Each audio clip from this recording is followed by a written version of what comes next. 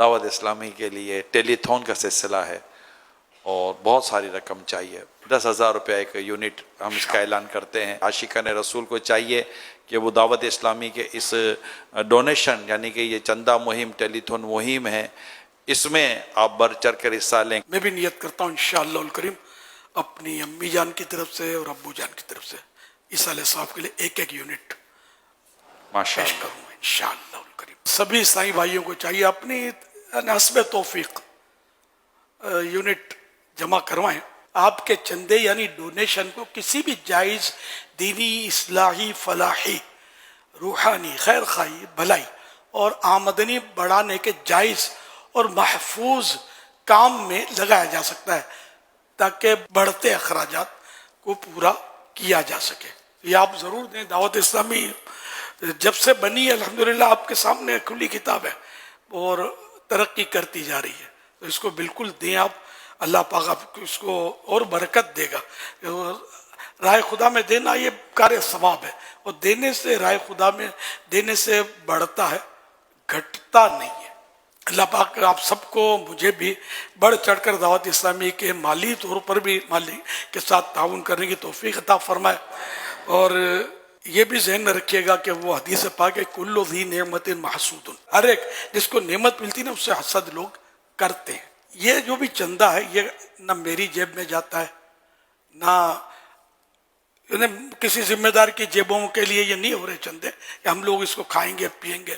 خدا نخواستہ یہ چندہ جو ہوتا ہے یہ الحمدللہ دارالفتہ اہل سنت اور دیگر علماء کی رہنمائی سے یہ سب ہم دعوت اسلامی کے جو خرچے کرتے ہیں نا ان میں ان کی رہنمائیاں شامل ہوتی ہیں، اور دیگر ذمہ داران بھی اس میں مل جل کر کرتے ہیں. مالیات کا ایک پورا ایک ہمارا شعبہ ہے جس میں اچھے سمجھدار ذمہ دار اسلامی بھائی اس کام کو سنبھالے ہوئے. اب یہ ہوتا ہے کہ اب یہ چونکہ دعوت اسلامی کو بہت نعمتیں حاصل ہوئی ہیں، بہت ترقی ہوئی ہے، اور جو ان کے ذمہ داران کام کر رہے ہیں بعضوں کو بڑی عزت اور اللہ نے شہرت سے نوازا ہے.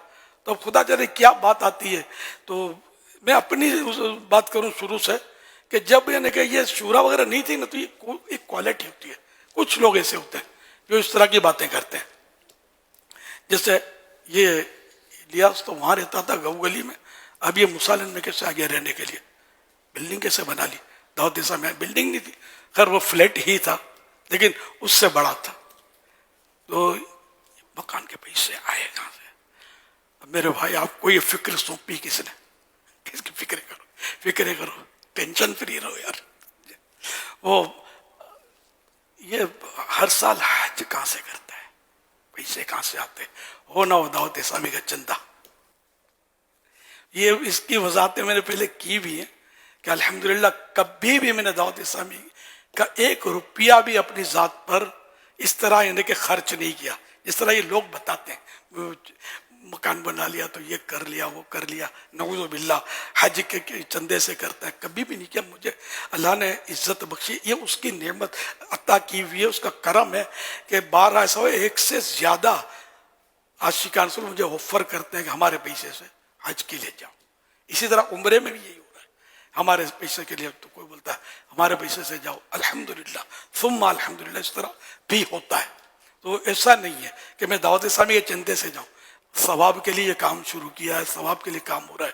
میں دعوت اسلامی کے چندے سے حج کروں گا تو ثواب ملے گا، گناہ ملے گا. اتنی تو سمجھ آتی ہے نا مجھے یار. یہ میں آپ کو نصیحت کرتا ہوں، وصیت ہے کہ میرے مرنے کے بعد بھی، کیونکہ دعوت اسلامی کی ہم نے جو ایک نظام بنا ہوا نا اس میں پیسے کھا جانے کا حساب کتاب نہیں ہو سکتا. حتی الامکان مطلب ہم نے اپنی کوششیں کی اور علماء اور سب یہ ہم کو مطلب نہیں کہ ان سے پوچھ کر ہم کر رہے ہیں. تو اس طرح مطلب یہ کہ میری موجودگی میں بھی کسی کی باتوں میں آنا نہیں، چاہے اس کے ساتھ کتنے بھی ٹائٹل لگے ہوں. کوئی کہ میں تو بچپن سے دعوت اسلامی میں ہوں، عطاری ہوں عطاری، حالانکہ وہ عطار کی بنائی ہوئی دعوت اسلامی کی مخالفت کر رہے ہوں گے. واٹ از دس یار؟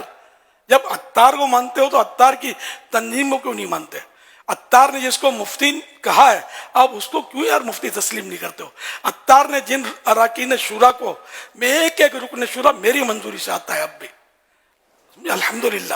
تو کیوں ایسی یار بات؟ عطار کی رکن شورا ہم عطار کو مانتے ہیں. الیاس سے آدمی ہے، شورا خراب، نگران خراب، فلاں خراب. یار میں جب سب ان کو میں مطلب مانتا ہوں ان کو، تو آپ کو آنکھیں بند ہونی چاہیے جو اپنے آپ کو عطاری کہتے ہیں. تو چاہے وہ لاکھ قسمیں کھا کر عطاری ہے، اس کا عطاریت سے کیا تعلق کیا؟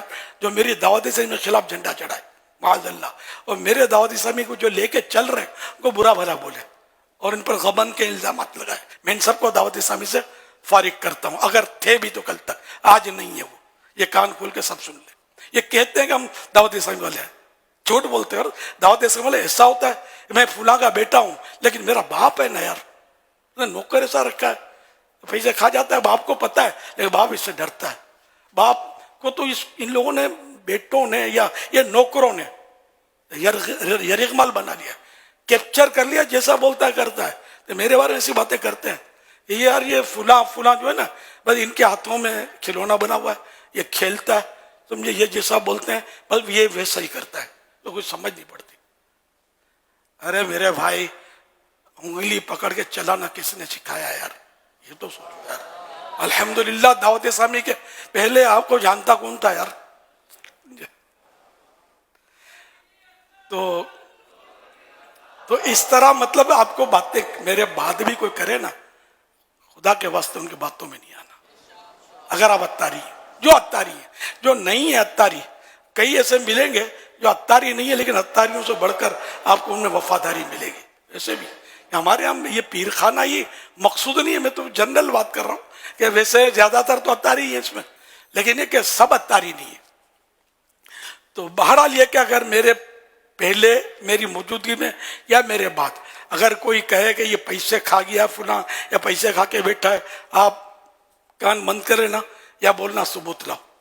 کم از کم نہ شرعی ثبوت تو ہو یار، جس کو اسلام تسلیم کرے کہ یہ ثبوت ہے. ایسا ثبوت لاؤ یار. ہم اس کو مطلب ایک سیکنڈ بھی دعوت اسلامی نہیں رکھیں گے، نکال دیں گے ہم لوگ یار. ہم کو ایسا نہ چلے کہ جو پیسے کھا جاتا ہو چندے کا، تو پھر ہم اس کو رکھ کر کیا کریں گے یار؟ دکان کے پیسے کوئی کھائے گا تو اب تھوڑی اس کو نوکری رکھو گے یار. تو ایسا کچھ بھی نہیں ہے. آپ کسی کی باتوں میں مت آنا کہ چندہ جو ہے نا، یہ ایک تنظیم کی ریڑھ کی ہڈی ہوتی ہے. چندے سے تنظیمیں چل رہی ہوتی، مسجدیں بھی چندے سے چل رہی ہوتی ہیں. چندہ بند ہو جائے، امام بھی چلا جائے گا، مؤذن بھی چلا جائے گا، تنخواہ نہیں دیں گے، بجلی بھی چلی جائے گی، سب کچھ پیمنٹ ہی. مسجد کیسے چلے گی یار؟ تو اسی طرح مطلب دیگر ادارے جو دینی ہوتے ہیں سارے چندوں سے چل رہے ہوتے ہیں. دعوت اسلامی بھی الحمدللہ فنڈز سے چل رہی ہے، چندوں سے چل رہی ہے. تو اس کا چندہ توڑنے کے لیے یہ ایک دشمنی ہوتی ہے. بظاہر وہ ہمارا بولے ہم اپنے ہیں، آپ کے ہی ہیں، مگر یار تھوڑا آپ پوچھو تو صحیح، آپ تحقیق تو کرو، آپ جاؤ تو صحیح، ان کو بولو صحیح، حساب لاؤ. بے طرح طرح کی یہ باتیں کرتے ہوتے ہیں لوگ. تو آپ کسی کی باتوں میں مت آنا، میرے بعد بھی نہیں آنا. دعوت اسلامی کو جو دیتے ہیں وہ دیتے رہیں اور دوسروں کو تیار کرتے رہیں. دیکھو دعوت اسلامی نمازی بنا رہی ہے، سنت عام کر رہی ہے، گناہ چھڑا رہی ہے، نیکیوں کی دھومیں بچا رہی ہے، عشق رسول کے جام پلا رہی ہے. الحمدللہ یہ سب دیکھ رہے ہیں. پہلے معاشرے میں داڑھی کہاں تھی یار؟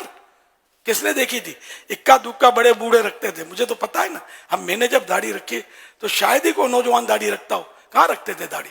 اب ماشاءاللہ لاکھوں چہرے جگمگا رہے ہیں اس سنت سے. دعوت اسلامی نے اتنی کوششیں کی ہیں الحمدللہ. اور امامے کا تصور کہاں تھا یار پہلے کہ ہم لوگ نہ عام لوگ امامے باندھے. اب ماشاءاللہ بچہ بچہ امامے باندھنے لگا ہے اللہ کی رحمت سے. آقا کی سنتیں زندہ ہو رہی ہیں. تو بعض لوگوں کی سمجھ میں نہیں آتا. اگرچہ وہ یوں کہتے ہیں کہ ہم آپ کے ہی ہیں، ہم سنی ہیں، ہمارا تو بہت پرانا تعلق ہے، تو ہم تو عطاری بھی ہیں یا فلاں بھی ہیں، یہ بھی ہیں. یہ مطلب نہ چلے سمجھے. آپ ایسے شخص کی باتوں میں نہیں آنا. میرے جیتے جی بھی، مرنے کے بعد بھی دعوت اسلامی کو چلاتے رہنا. یا اللہ پاک جو کوئی میری دعوت اسلامی کا کام کرے، یا اللہ پاک جو کوئی دعوت اسلامی کے لیے چندہ کرے، ٹیلی تھون میں حصہ لے، یا ویسے ہی اس کے لیے عطیات دے، چندہ دے، چندہ باکس، صدقہ باکس اپنے گھر میں بسائے، اور اے اللہ پاک جو دوسروں کو اس کی ترغیب دلائے، اس سے پہلے اس کو موت نہ دینا جب تک تیرے پیارے حبیب صلی اللہ علیہ وسلم کو خواب میں نہ دیکھ لے، اور اس کے ایمان پر مولا کریم استقامت کی مہر لگا دینا. اس کے ایمان کو کچھ بھی نہ ہو، ایک لمحے کے کروڑوں میں حصے کے لیے بھی اس کا ایمان اس سے جدا نہ ہو. اور جو نقصان پہنچا رہے ہیں اور مخالفتیں کر رہے ہیں بغیر شرعی دلائل کے، اللہ پاک تو ان کو بھی ہدایت دے. ہم ان کا بھی بھلا چاہتے ہیں کہ یہ اس عظیم گناہ سے باز رہیں.